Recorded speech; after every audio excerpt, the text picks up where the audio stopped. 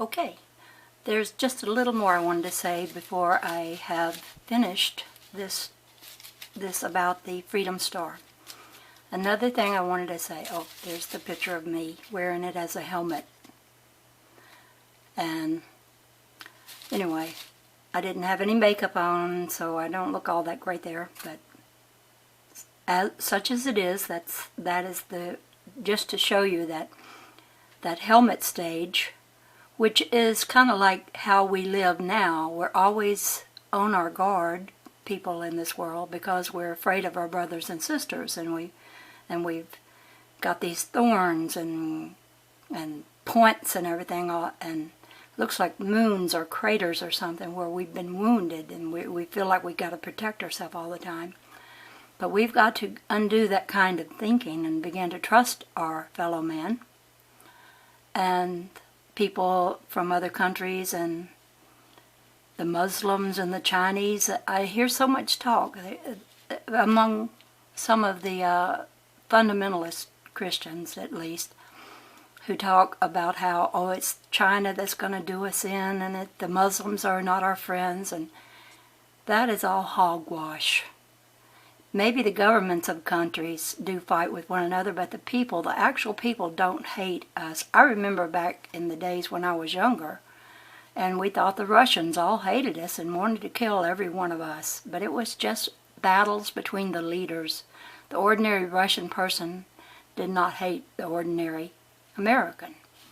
And now we've moved past that, thank goodness, that kind of thinking about Russia. But we've just substituted it with other countries and we want to go to war with. So we need to get away from that kind of thinking.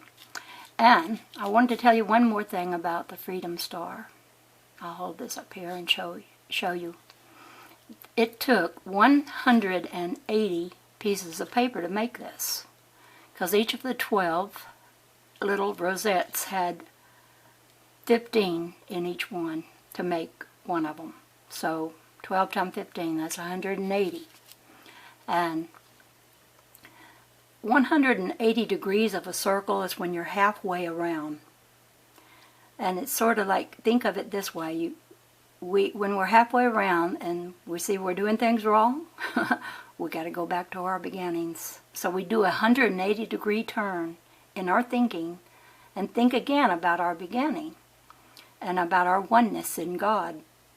And so this is a very important thing to think of when you're making the Freedom Star. And I think I might have mentioned this in another video, but I will say it here too. The name Freedom Star is the name that Nikola Tesla wanted the Earth to be called, because it was his goal to have free electricity for everyone in the world. He wanted to light the Earth up, literally light it up with electric light. And his name for Earth was Freedom Star. And so, also something else about Nikola Tesla, a lot of people don't know, he had a favorite dove that was said to be like a soulmate to him. She wasn't just an ordinary dove. And she would fly in his window in the hotel where he lived at the latter part of his life. He lived his life out in a hotel room, because he had to deal with people who didn't view things about free energy like he did, like J.P. Morgan, who only wanted to have the electricity if it could be metered and measured out and sold to people. And if we had gone the way that Nikola Tesla wanted to go with electricity, we would have be having free electricity by now, because he wanted to broadcast it into the very atmosphere, and then people just had to need only a little antenna of some sort to attract it to their home or business. And of course that would have meant it couldn't be metered and measured and money made off of it. So now we have all these wires from all our electrical things, and I have so many things that I can't get because I already have too many things wired in my room. And I wish I didn't need wires. They get in the way. They can be a real mess. If we had had it his way, the electricity would have been free, and we would be free of the wires. and there would be a lot more people happier in the world, not so much killing and everything over energy. And think about it this way. Everybody wants energy, but what they really want is they want God. God is the power. And we've got to learn that it's not power over, it's power with. And we've got to insist that we want power with, not power over others. Well, that's sort of... We can't insist, because then that would be power over, trying to get them to think that way. What we have to do is persuade them that the love of power is not as strong and not as productive of what you really want as the power of love. The power of love is a force to be dealt with. The power of love is what built our world, the universe. Love is an actual power. It's a cohesive force. And I think there's a symbol for love of the Platonic solids, that is the tetrahedron. That shape is the cohesive force, and love is what it represents, which is what is sadly missing, but not for long, because everybody's going to start making the Freedom Star, and they'll hang them up, and they'll make them out of all kinds of stuff, more than just paper. But I warn you, when you make one, don't go much bigger than this. This is the size that'll make a hat for you. This is the size of most of the little notepads of paper, which is hard to find nowadays, those that don't have sticky on one side, because they're all Post-it notes and they have sticky on one side. But if you can find some that don't, and they still make them, I found some the other day. It was hard. I had to go to one of those Office Depot stores. It was hard to find these that don't have sticky on them. So, get you some non-sticky little squares of paper and start making the Freedom Star, and get it out there, and hope that people will ask you, what does it mean? And then tell them what it means. Tell them about the 180-degree turn. Tell them about the love being the cohesive force, and about wish without worrying, and about the threefold flame that is in our heart, that maybe is just a little ember, but if we spark it, it'll turn into a big old flame until we're all afire with love of God and love of one another. And that's about all I have to say for making the Freedom Star. And I hope that others will send me videos of Freedom Stars that they themselves have made. You can really do even better things than I've done with this one. You can make it out of other stuff. You could even write on here words, beautiful words, because it's paper. So you can use your imagination and make this star, this Freedom Star, and think about free energy, that being God, and that to return to that 180-degree, return back to our beginning. Oh, I do want to say this. At CERN, they're trying to recreate the beginning, what they call the Big Bang. I don't know what they think they would have if they were successful. But they're spending billions of dollars, not millions, but billions of dollars trying to do that. But here's my thought, and I'll just put it out there for you. Light is consciousness. And our scientists have used what I call black magic, what they do. Even the way we get electricity is a little bit like black magic, because there's an easier way. We can, if we live as the masters do, they don't need a device to make it be light or warm. It's their thoughts that can do that, because they're connected to God and they have no doubt in their heart. When you have no doubt, when you can wish without worrying, you don't have to worry about the government or someone with a gun or anything. And you can even do things like teleport, and who knows, maybe we could do manifesting needed things. Because the masters of the Far East, in the book I read about them, they did that all the time. But they did not think of manifesting some physical object that was needed. They did not think of that as a great deal. to them, the greater thing was to get people to want to do it for themselves. But what they encountered, and what a lot of people that have come to help us encounter in people, is that we're lazy and we want it done for us. We want someone else to be the guru, the master, instead of saying, oh, it's me. And think about that word guru. Spell it. G-U-R-U. You're your own guru. You have to go within your own self. You don't need to be a follower of anyone. And I think even Jesus would say that. He was an example to us, and you can use his example, but you don't need an intercessor between you and God. And I'll tell you why. There's a scripture that is the Lord's Prayer, where Jesus is telling you how to pray to God. And he says to say, Our Father, which art in heaven. So we're to think of God as our Father. He's not just Jesus' Father. He's our Father. And you go within the kingdom of heaven, which is, in another place in the Bible, he said the kingdom of heaven is within you.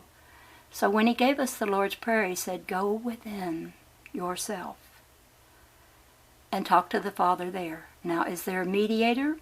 He told you the way, but he doesn't do it for you. You have to do it for yourself. And there you say, forgive me of my sins as I forgive others who sin against me.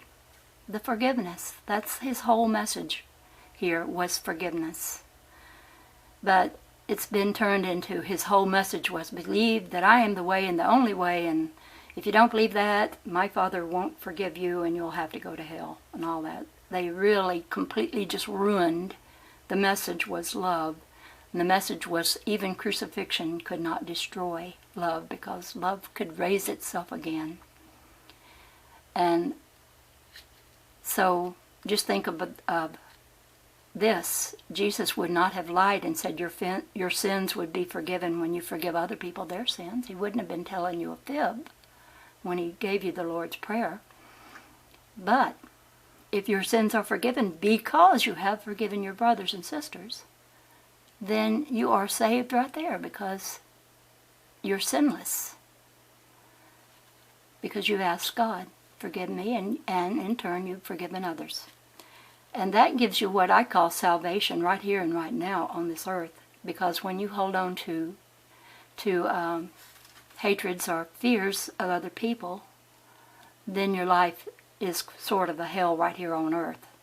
But it can be a heaven here on earth when we learn to forgive one another. That is the most important thing. Resist not evil, but shine your light on the evil, and they will transform by your light. You have to believe that with all your heart. So, it is my desire that people make this Freedom Star. I would love, simply love, to start seeing people send me pictures of their making of a Freedom Star and get this going. Because you know what? People need something to do. I had a spiritual teacher, my best one I ever had. Her name was Ann Hughes, and some people called her Ann Francis.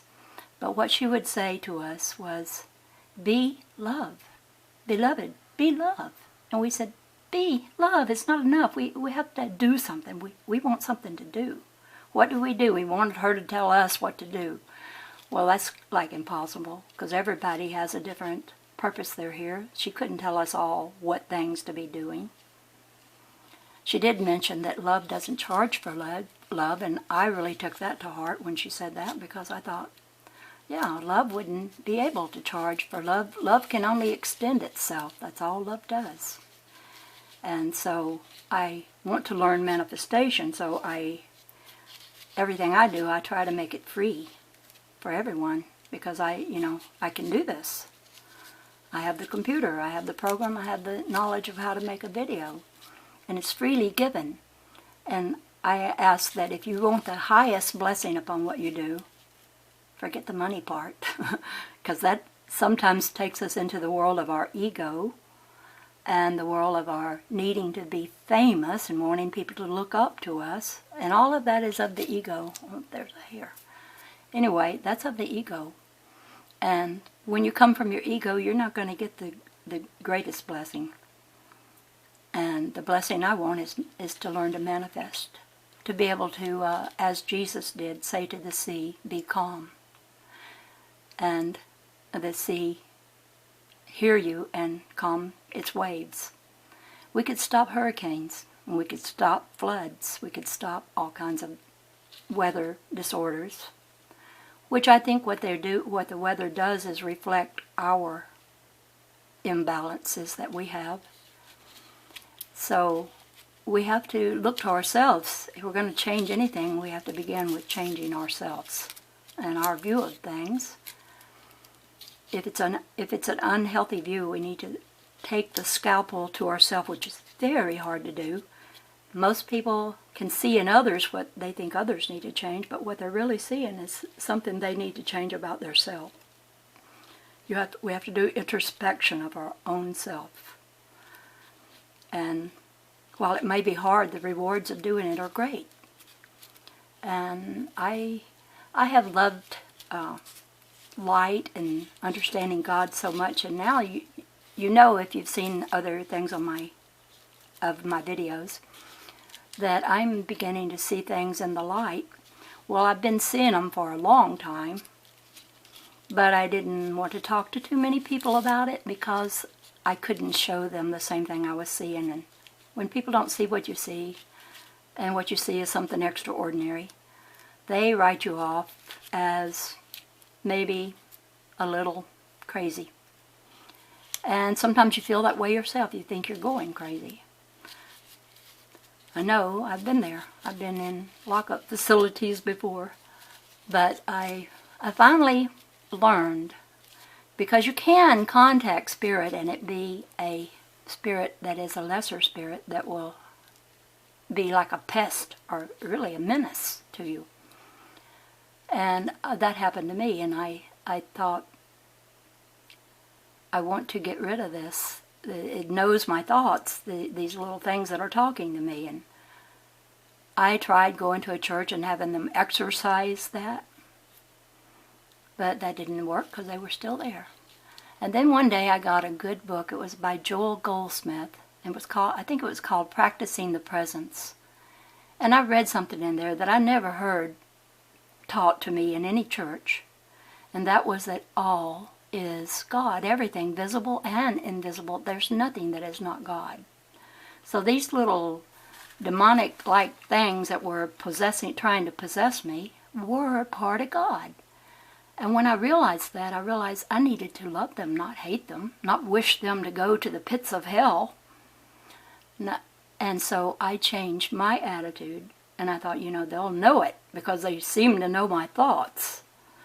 And I just spoke to them one day in a really nice way. I wasn't afraid of them anymore, and I didn't feel that they had control of me anymore. But I did a nice thing for them. I said, you're like naughty children. You are pestering me, and I don't want you to be able to talk to me the way you're doing. But I'm going to banish you from being able to talk to me. But I'm going to also do something good. I'm going to read lots of good books, and you can look over my shoulder and hear my thoughts about these books. And I'm going to know about God, and you can know about God too through listening to me. But you cannot speak to me again. Now, those things bothered me a couple of years. It was a really excruciating time of my life, because when you start wanting to know spirit, you can get into some realms, and if you don't have a mentor, someone to point the way, you can make some mistakes that can cost you. And I had done that.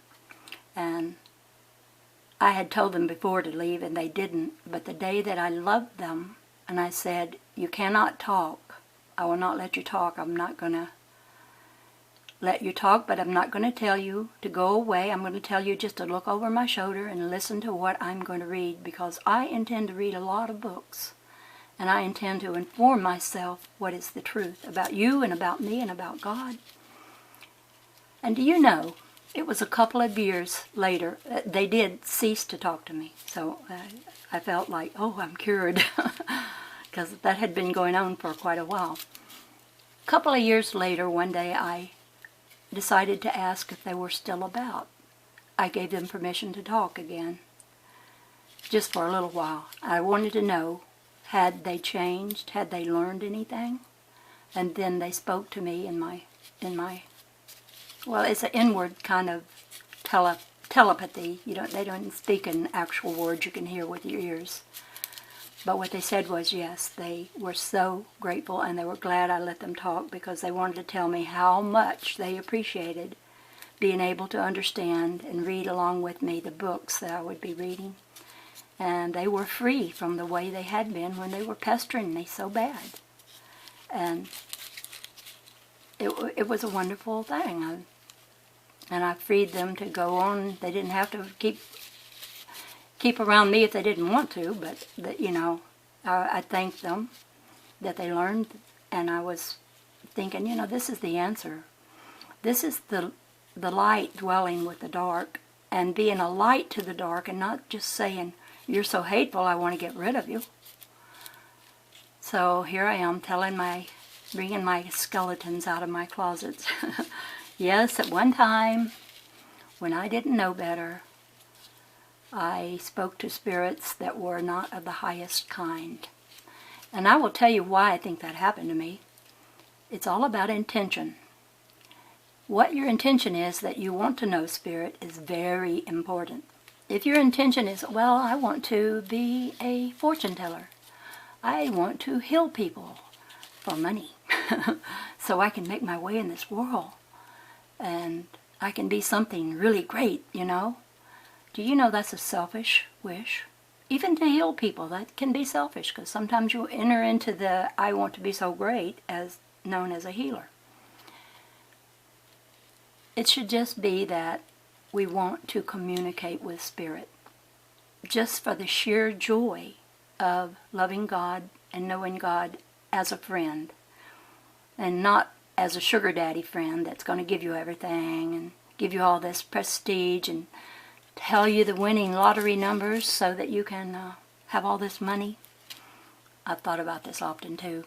If I had a great deal of money, I wouldn't have done all this inner search, because I would be out spending that money and entertaining my five senses very well with a lot of money.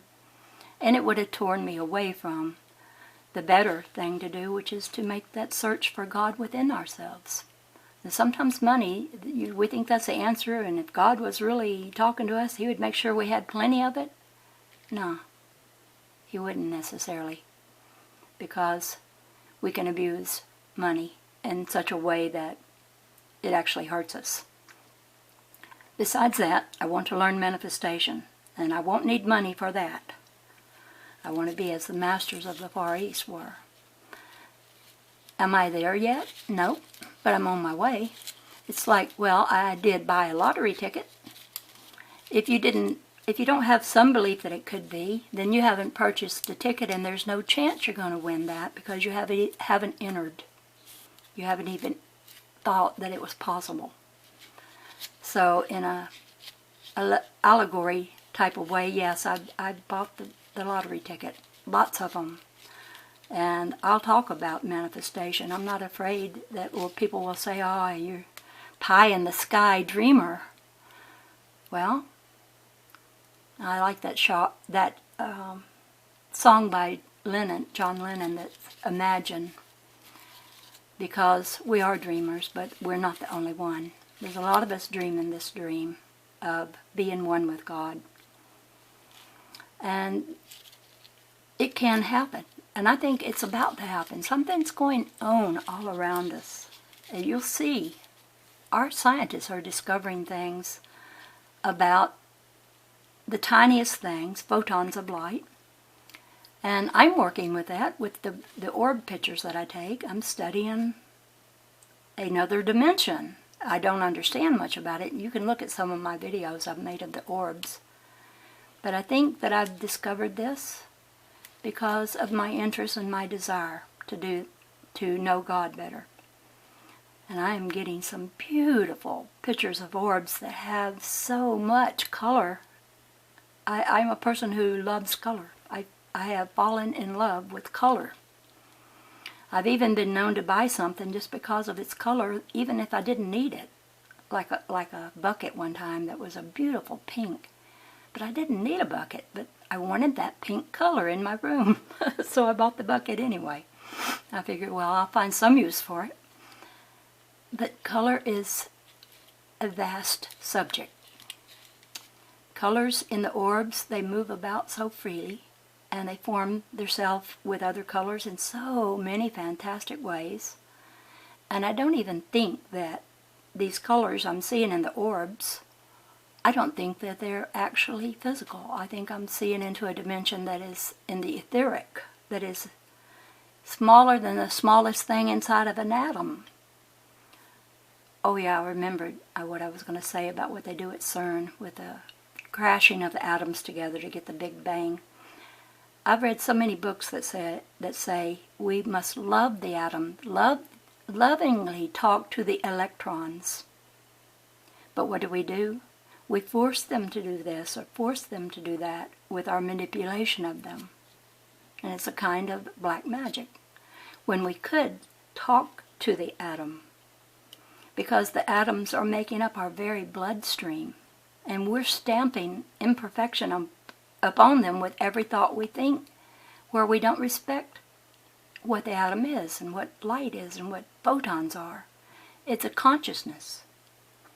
And we need to become conscious of this consciousness that light is and respect it. And not think that we have to put it in a box. It's never good to box anything, because then you're saying you can only do this or that I've named you to be and named you to have only these abilities and qualifications and quantities and qualities as I name it. And we need to quit doing that, thinking we have to analyze and understand everything. Because when you put words to limit something what it is, then it limits it. And you want it to be unlimited. And how do I put this?